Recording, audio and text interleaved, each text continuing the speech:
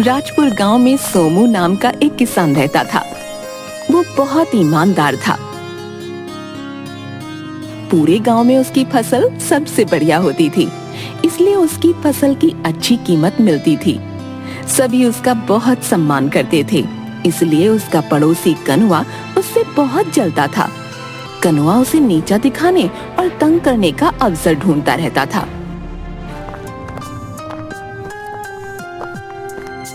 मुखिया जी, बोलो सोमू, क्या बात है, कैसे आना हुआ? मुखिया जी, मैं इस कनुआ से बहुत तंग आ गया हूँ। ये रोज ही कुछ ना कुछ करके मेरे लिए परेशानी खड़ी कर देता है। अरे सोमू, क्या हुआ, पूरी बात बताओ, तभी मैं तुम्हारी मदद कर पाऊंगा। मुखिया जी, मेरे और कनुआ के खेत की मेड़ एक ही है। हाँ हाँ, ये तो सब जानते हैं।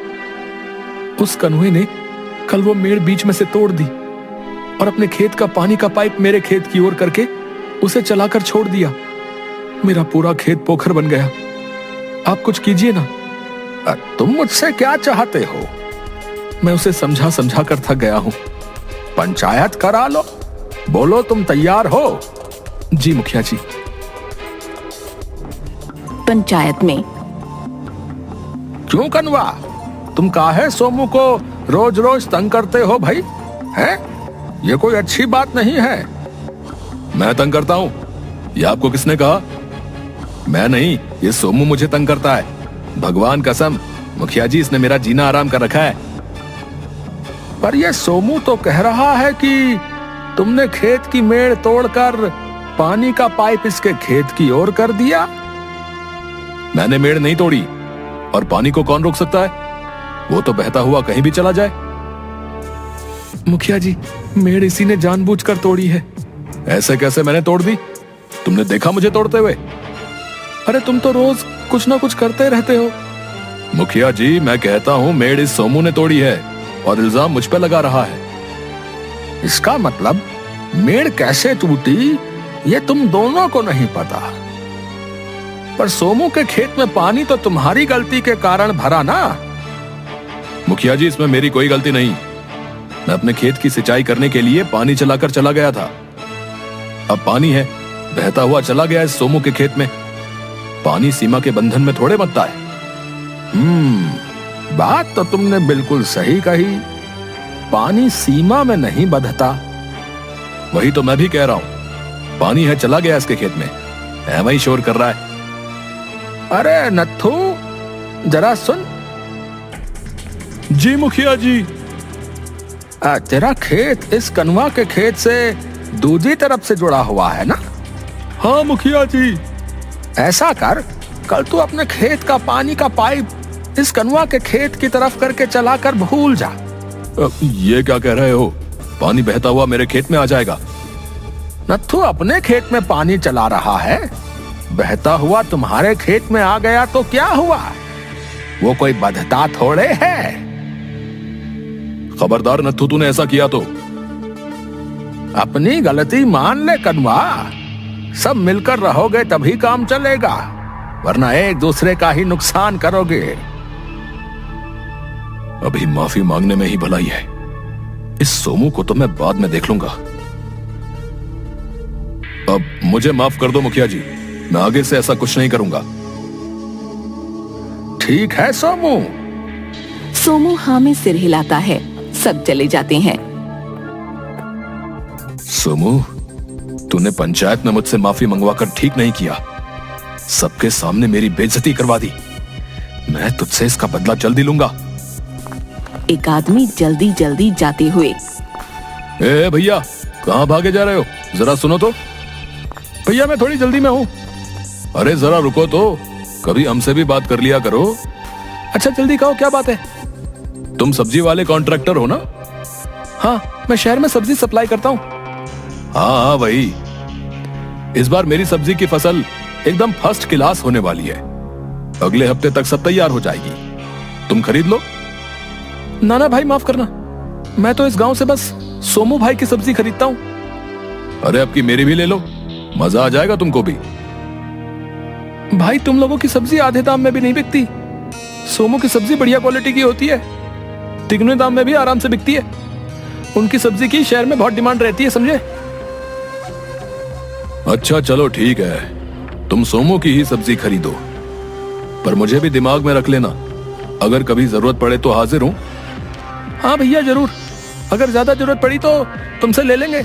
अभी मैं चलता हूं, ठीक है। अरे जरूरत कैसे ना पड़ेगी, मैंने तो सोचा भी नहीं था कि इस सोमू की सब्जी तिगुने दाम में जाती है। इस बार नोट मैं गिनूंगा, बस मैं। सोमू, तुझसे तो मैं अपनी बेइज्जती का बदला लेकर रहूंगा।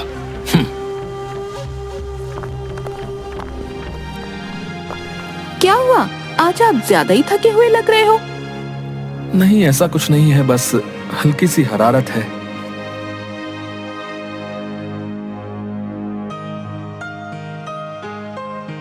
सुबह सोमू पलंग से उठा पर चक्कर खाकर गिर गया। अरे अरे, क्या हुआ आपको? ये तो भट्टी की तरह तप रहा है। घबराओ नहीं, इन्हें वायरल है, इससे बहुत कमजोरी रहती है। 10 दिन बाद आराम आएगा, तब तक खूब आराम करना।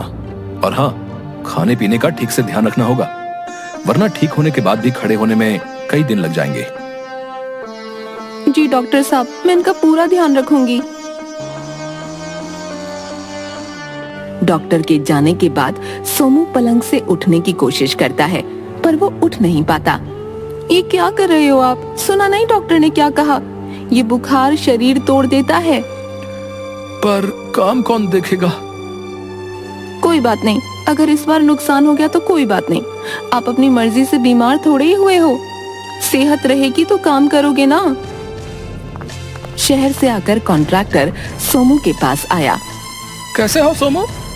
ये तो उठ भी नहीं पा रहे थे, अभी कम से कम बैठ तो रहे हैं। इस बार की फसल तो, तुम्हारी सब्जियों की तो अभी तक कटाई भी नहीं हुई। इस बार देरी हो गई। कोई बात नहीं, इस बार मैं किसी और से ले लूंगा। तुम अपना ध्यान रखो भाई, सेहत है तो पूरा जहान है, समझे।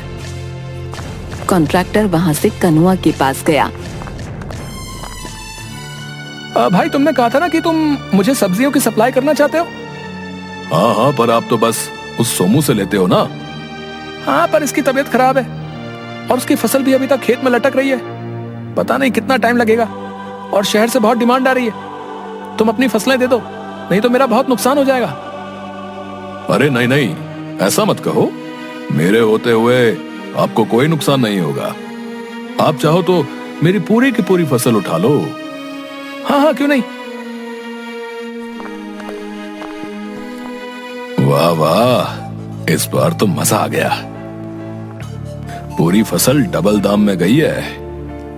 अगर ये सोमू ना हो तो ये कॉन्ट्रैक्टर हर बार मेरी फसल अच्छे दाम में खरीद ले। 4 दिन बाद।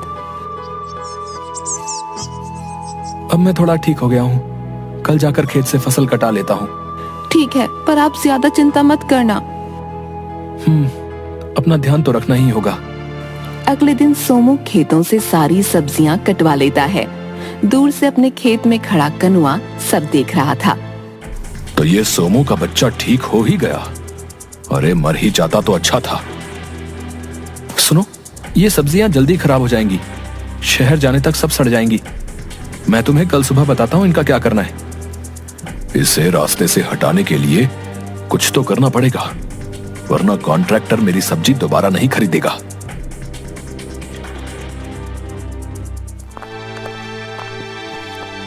रात को कनुआ अंधेरे में कंबल ओढ़कर सबसे छिपता हुआ सोमू की सब्जियों के पास आकर खड़ा हो गया। बेटा सोमू, तेरा नाम और काम दोनों बर्बाद होने का समय आ गया है। तूने सबके सामने मुझसे माफी मंगवाई थी ना, तू तो किसी से माफी मांगने के लायक भी नहीं रहेगा। चल बेटा, दिखा दे अपना जलवा।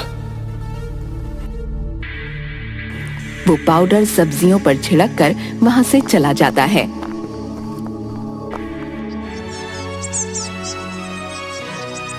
अगले दिन कनुआ घूमते हुए हाट गया। वहां 2 रेडियों पर खूब भीड़ लगी थी। उसने जाकर देखा। अरे, ये दोनों मजदूर तो कल सोमू के खेत में थे। ये यहाँ सब्जी क्यों बेच रहे हैं? ओ भाई, तुम यहाँ हाट में सब्जी क्या मांझ रहा है? सोमू भैया ने कहा है कि ये सब्जियां जल्दी खराब हो जाएंगी, इसलिए इन्हें गांव के हाट में आधे दाम पर बेचने को बोला है। हे भगवान, मैंने तो इन पर वो दवाई, मुझे क्या, मेरे घर में हमारे खेत की सब्जी खाते हैं। सोमू की सब्जी जो खाएगा वो सीधा अस्पताल जाएगा। जब सब बीमार होंगे तो देखता हूं कि वो किस किस को जवाब देगा। रे, चलो अच्छा है, सोमू की बदनामी पूरे गांव में होगी, अब आएगा मजा।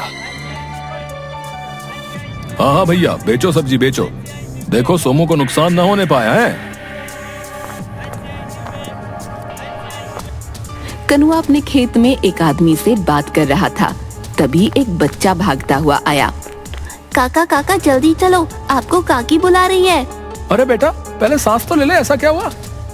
खाना खाने के बाद से राधा उल्टियाँ कर रही है, अब तो बेहोश हो गई। क्या? राधा मेरी बच्ची, चल बेटा। मतलब सोमू के उल्टे दिन शुरू हो गए। वो खुश होता हुआ वहां से जाने लगा।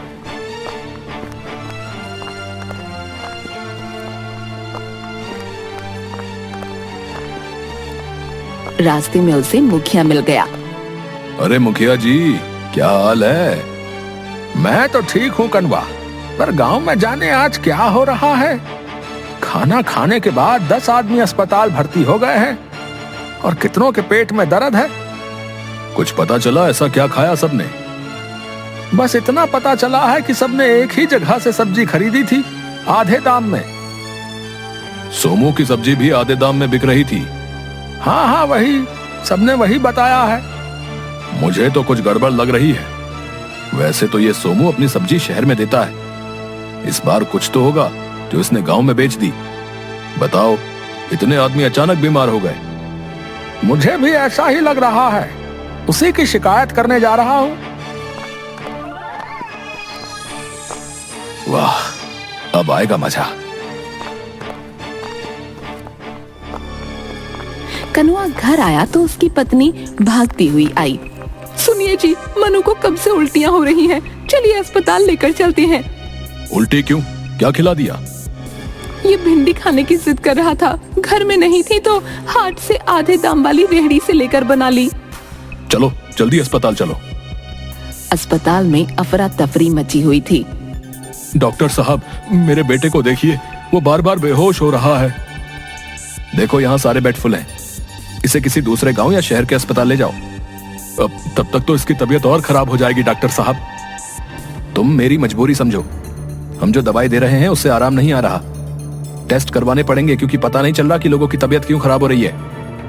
अगर पता चल जाता तो शायद हम सबका इलाज यहीं कर पाते। तभी मनु गिर गया। उठ बेटा, उठना, उठना बेटा। पर वो नहीं उठता। अब ये तो बहुत धीरे चल रही है। मेरी मानो इसे अगले 3 घंटों में बड़े अस्पताल ले जाकर इलाज करवाओ। वहां टेस्ट में बीमारी पकड़ में आने से इलाज हो जाएगा। यहाँ तो डॉक्टर साहब, मैं आपको बताता हूँ ये कौन सी बीमारी है। वो डॉक्टर साहब को सब बता देता है। अच्छा हुआ जो तुमने ठीक समय पर बता दिया, अब यही सबका इलाज हो जाएगा। डॉक्टर मनु और बाकी मरीजों को इंजेक्शन लगाता है। तभी पुलिस वाला आता है और डॉक्टर उसके साथ अंदर कमरे में चला जाता है। हाँ भाई कनवा, चल भाई, मेरे साथ चलना होगा तुम्हें। जी साहब, मैं तैयार हूँ, मुझे अपनी गलती का एहसास हो गया है। तभी मुखिया जी और सोमू भी वहाँ आ गए। लेकिन कनवा, तुमने ऐसा गलत काम किया क्यों? मुखिया जी, मेरी मति मारी गई थी। मैं हर हाल में इस सोमू से ज्यादा कमाई चाहता था, इसलिए इसे नुकसान पहुंचाने का कोई मौका नहीं छोड़ता था। लेकिन इस बार सब किया धरा मुझ पर आन पड़ा। कनवा, मैंने कभी किसी का कोई बुरा नहीं किया, फिर तुम न जाने क्यों मेरे पीछे पड़े थे। अब तुम्हारी एक गलती की सजा सब गांव वालों को भुगतनी पड़ी, और तुम्हारे बच्चों को भी। मुझे सब लोग माफ कर दीजिए, मुझसे बहुत बड़ी भूल हो गई। इसीलिए कहते हैं कि अगर दूसरे का बुरा सोचोगे तो अपना बुरा कब हो जाए कोई नहीं जानता। सोमू ने हमेशा सबका भला सोचा, तो कर भला तो हो भला।